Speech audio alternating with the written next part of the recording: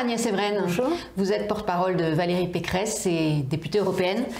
Alors, un meeting raté au Zénith, le croisement des courbes avec Éric Zemmour et maintenant un risque de dévissage évalué entre 12 et 14%. Valérie Pécresse est distancée de moins d'1 point maintenant par Éric Zemmour. C'est une semaine horribilis que vient de vivre votre candidate. Oui, écoutez, comme dans toutes les campagnes, on a traversé et on traverse une phase difficile. Mais vous savez, une campagne présidentielle, ça n'est jamais un long fleuve tranquille. Il y a des hauts et des bas. Et connaissant parfaitement bien Valérie, je sais qu'elle est archi déterminée, qu'elle est inébranlable. Et vous savez, il y a toujours une dimension psychologique dans une campagne présidentielle. Je repense à la campagne de Jacques Chirac. Il faut du recul et de la sérénité. Justement, le doute s'installe. C'est le risque. Vous savez, d'un point de vue, j'allais dire, organisationnel, le meeting a été une réussite. On avait une ferveur importante, 7000 adhérents militants rassemblés. Le premier rang incarnait l'unité de la droite derrière Valérie Pécresse. Alors après, c'est vrai que sur la forme, Valérie a dit que ce n'était pas son exercice favori, mais elle est différente et elle doit rester telle qu'elle est, c'est-à-dire différente. C'est une femme qui est dans une espèce de pudeur assumée, qui n'est pas dans la démagogie, mais dans la pédagogie. Il y a aussi peut-être le soutien de Nicolas Sarkozy qui se fait attendre et ne viendra peut-être jamais.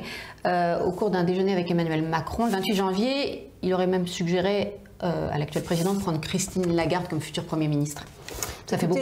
Bon, ce sont des propos rapportés, mais surtout, moi j'ai vu Nicolas Sarkozy la veille de son déjeuner avec Emmanuel Macron, et je trouve ça d'ailleurs tout à fait républicain qu'il rencontre l'actuel président de la République, et j'ai vraiment eu le sentiment et la conviction qu'il resterait totalement fidèle et loyal à sa famille politique. Et moi j'ai bon espoir. Ce qui compte, c'est que Nicolas Sarkozy apporte son soutien au moment le plus opportun, c'est-à-dire dans la dernière ligne droite. Et je suis convaincue qu'il le fera. Quelles sont les relations actuelles de Valérie Pécresse avec Nicolas Sarkozy?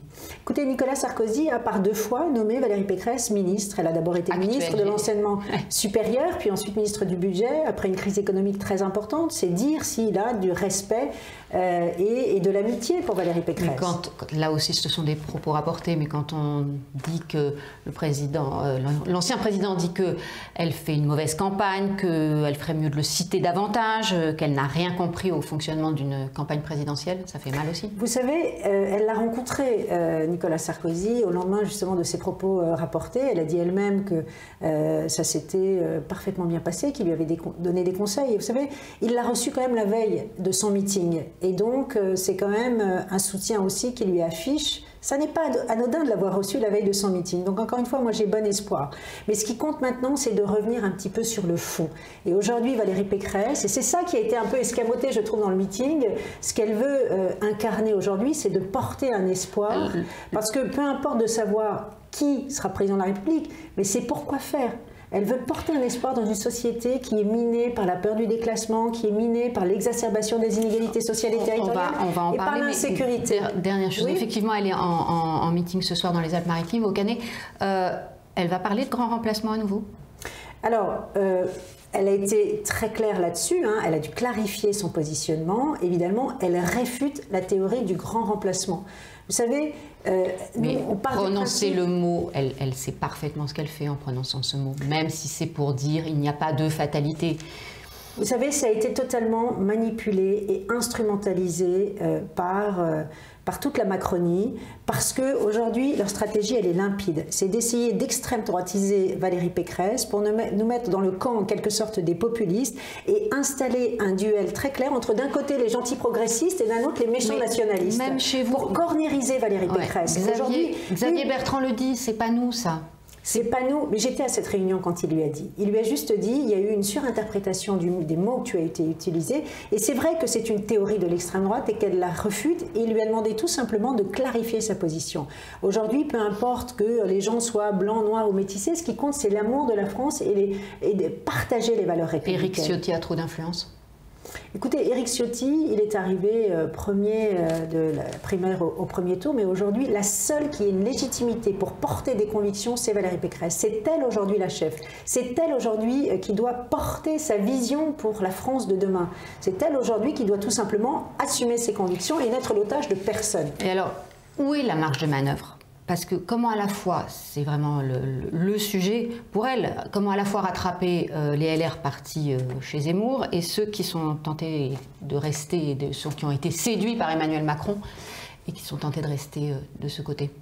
Écoutez, aujourd'hui, Valérie Pécresse, et d'ailleurs c'est un acquis fondamental de la primaire, elle est, comment dire, ce point d'équilibre entre la droite forte et la droite sociale. Mais c'est un point d'équilibre qui confine souvent au grand écart. Oui, mais je pense que justement, c'est ce qu'elle va faire désormais, c'est d'incarner justement sa vision de la France, et comme je le disais tout à l'heure, de revenir enfin au fond pour dire quelle est sa vision de la France. Elle l'a redit, on sort d'un quinquennat qui a été fracturé, morcelé, et qu'aujourd'hui elle doit rétablir la cohésion nationale. Parce que dans la tradition de la Ve République, le président est le garant de l'unité nationale. Et elle, ce qu'elle dit, c'est que justement, elle veut rassembler, réconcilier les Français. Comment peut-on soutenir que rien ne va en France quand, dernier chiffre encore ce matin, le taux de chômage est à 7,4% selon l'INSEE, le plus bas taux depuis 2008? Certes, mais quand on compare à nos voisins européens, nous avons le double du chômage par rapport à l'Allemagne, par exemple. La Cour des comptes récemment, hier, a tiré la sonnette d'alarme. La France est devenue un enfer fiscal et nous sommes les cancres de l'Union européenne sur le plan de l'explosion des déficits et de la dette. On est à près de 3 000 milliards. Et donc aujourd'hui, oui, il est important de revenir, hors Covid évidemment, à une maîtrise des comptes publics. Et cette rigueur budgétaire, c'est Valérie Pécresse qui l'incarne. Il y a une part de Pécresse et femme bashing dans cette campagne, selon vous? Oui, en tant que femme, je le dis, parce que j'ai quand même aussi cette expérience politique. Je trouve qu'il y a beaucoup de bienveillance par rapport à des candidats comme Yannick Jadot, Éric Zemmour, Jean-Luc Mélenchon. Et quelles sont finalement qui vient d'où? Les personnalités qui sont moquées? C'est systématiquement Anne Hidalgo, Madame Taubira, Valérie Pécresse. Et donc on demande à une femme politique d'être à la fois femme d'État, Romy Schneider et membre de la Comédie Française. Il y a des exigences, je trouve, surhumaines vis-à-vis des femmes. Peut-être que c'est vrai, face à un pupitre, une femme a moins de facilité à poser une voix, c'est possible aussi, mais moi j'ai rarement vu d'ailleurs des femmes politiques qui réussissent justement à ne pas être uniquement jugées sur la forme, sur l'attitude, sur la tenue vestimentaire. On a le sentiment que par définition on nous infériorise parce que nous sommes des femmes. Et ça c'est très difficile aussi, il faut le reconnaître. Alors je ne dis pas que ce qui s'est passé c'est uniquement parce que c'est une femme, loin de là. Bien sûr que Valérie n'était pas à l'aise dans cet exercice, bien sûr.